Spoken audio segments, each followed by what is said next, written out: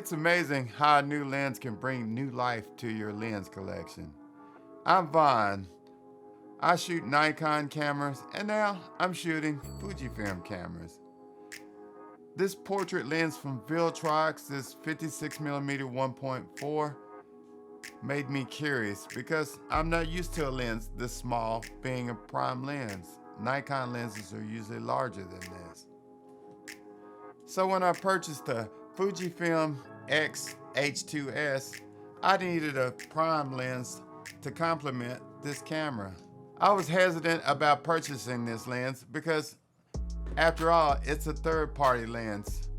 It's not that I don't own a Sigma or a Tamron lens, but a VILTROX? I had to do my homework on this lens because of the price. I bought it used, and this is a 56mm lens, which is about an 85mm full frame equivalent. This lens was below $300. I couldn't believe that. Most 85mm 1.4 prime lenses cost a small fortune. In comparison, the Fuji XF 56mm f1.2R for the X mount costs almost $1,000. Is this VILTROX lens worth your time? Let's start this review about talking about the design of this lens. This lens is made out of metal. It has no weather sealing. So, if you're not taking portraits in the rain, you'll be okay. Also, look at this. A metal mount, not a plastic like most kit lenses for this same price. This is an autofocus lens, not a quirky manual lens.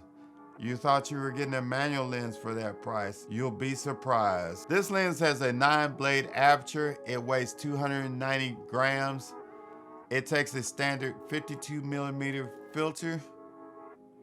You can upgrade it through firmware through the micro USB port. It also has the aperture ring Fujifilm lenses are known for. I'm getting used to that. I don't use it very often. I use the auto setting because I'm a Nikon shooter. So leave those comments, Fujifilm photographers. Try to talk me into using that aperture ring a little bit more. I have to get used to that. This aperture ring is clickless, so you won't always know where you're at when you're moving around the aperture ring.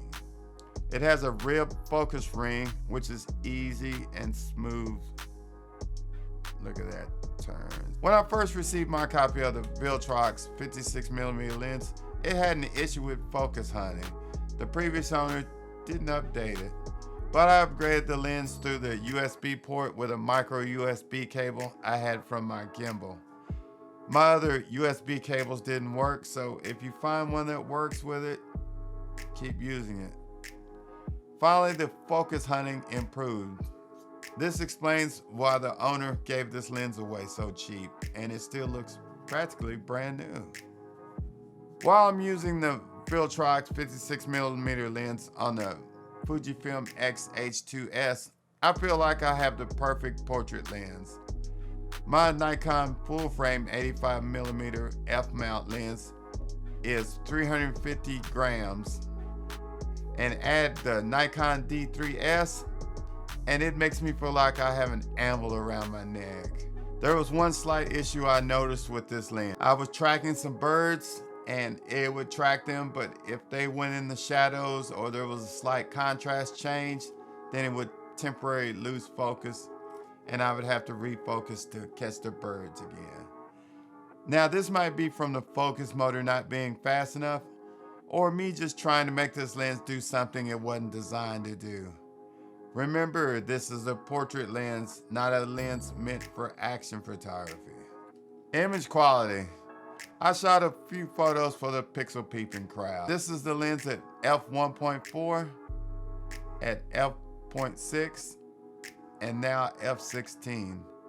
Notice that f1.4, when the lens is wide open, the image is slightly soft, but look at that creamy bokeh. Stop down the lens to f5.6, and the lens is sharper. At f16, notice the softening from diffraction. Also notice the pincushion distortion. With this lens, flaring is controlled.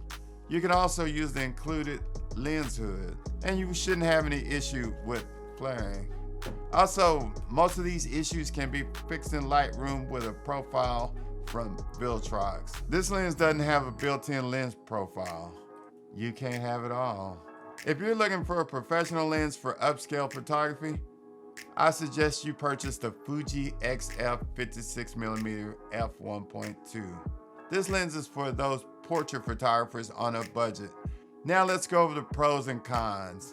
Pro number one, you can't beat the price for this lens. It's under $300. I bought mine used for like $260. Pro number two, build quality. Even though it's made in China, I feel like it'll last for years to come. Pro number three, it's a sharp lens if you know its limitations, and you're good in Lightroom or Photoshop or Capture One, and you can edit the photos to make them that much better. This is an AF lens, not a manual lens, so you don't have to use focus peaking unless you're just doing manual. Cons. Con number one, the aperture ring doesn't lock.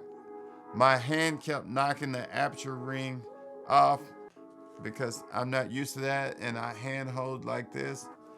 On my old Nikons, the lens is locked, so I don't have that problem with the aperture ring. So maybe if they added a lock, that would make that much better. Con number two, pixel peepers will find flaws in these photos.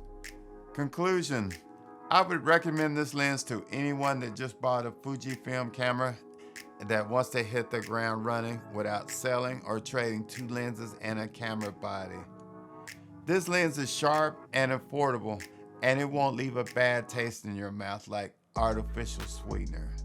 Thank you for watching. Leave those comments and watch my other videos on Fujifilm cameras and lenses.